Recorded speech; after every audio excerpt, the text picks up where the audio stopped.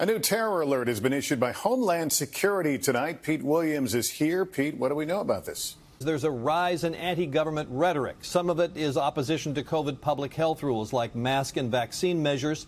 Some calls for violent action are based on claims of election fraud or a belief that Donald Trump can be reinstated.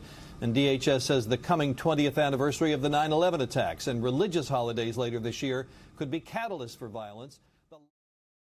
You are out of your mind if you think that I'm just going to blindly trust these pharmaceutical companies. I mean, you got Johnson & Johnson who's being sued right now for selling baby powder that causes cancer. They're being sued for selling sunscreen that causes cancer. And they're being sued for helping start the opioid epidemic, which kills tens of thousands of Americans every year. Then you got this Moderna.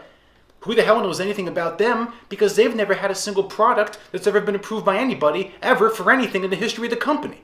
Then you got Pfizer, they're doing pretty well for themselves, just made a nice $30-something billion off this whole thing, got approved by the FDA, but it's the same FDA that's also approved highly addictive drugs like Oxycontin that started the whole opioid epidemic I just mentioned. The same FDA whose ex-commissioner is currently sitting on the board of what company? Pfizer. It's a pretty good deal, right?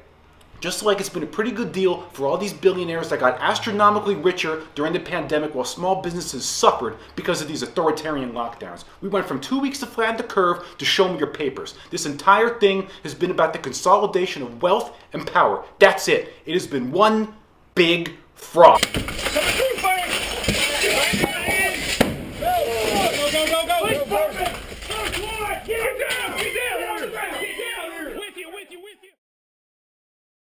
Oh, so listen to this little factoid I came across while doing some research the other day. So, since 1896, every single president that went Iowa, Ohio, North Carolina, and Florida ended up winning the election. It's happened 13 times since 1896, and all 13 times that candidate ended up winning until what year?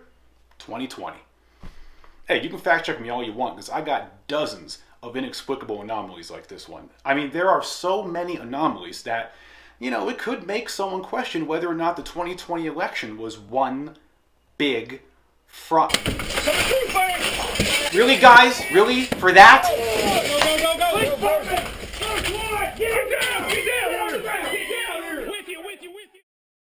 It was 8:46 in the morning. And then we heard a plane come over. And in Manhattan, you don't hear planes too often, especially loud ones.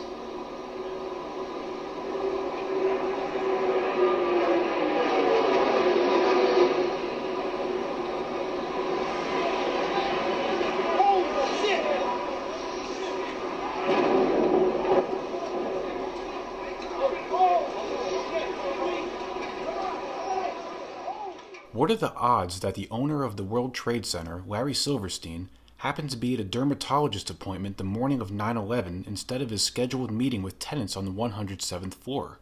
Where were you on September 11th? I was home. My mornings were spent usually at a breakfast meeting at Windows, an 8 o'clock breakfast meeting, Windows, the top of it, right? And then going down to visit with my tenants, my new tenants. That particular morning, because I have light-colored hair and fair skin, and I'm an annuity to the dermatologist, my wife, God bless her, had made an appointment for me at the doctor. And I remember dressing to go to the doctor. And finally saying to my wife, I said, sweetheart, I've got so much to do downtown. I got to cancel this. I've got to go downtown. And she said, you're not going to cancel this appointment. You're going to the dermatologist. You know, having been married now to the same woman for 46 years, you get this sense of determination on occasion, their voices. And I said, okay, yes, dear, I'll go. And then just minutes later, received a telephone call to turn on a television set and witnessed this horrendous circumstance. The first plane hitting, and then the second plane hitting, of course, with the second. It's almost as if 9/11 was...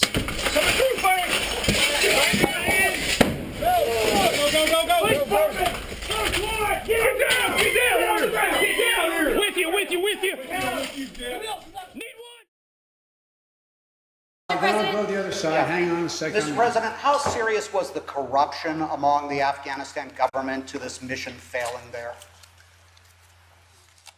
Well, first of all, the mission hasn't failed yet. The likelihood there's going to be the Taliban overrunning everything and owning the whole country is highly unlikely. The militants took control of Kabul yesterday. Kabul is falling now. They took over the presidential palace.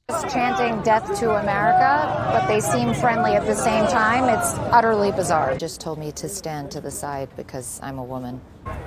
He told me to cover my face. Chanting death to America, but they seem friendly at the same time. It's utterly bizarre.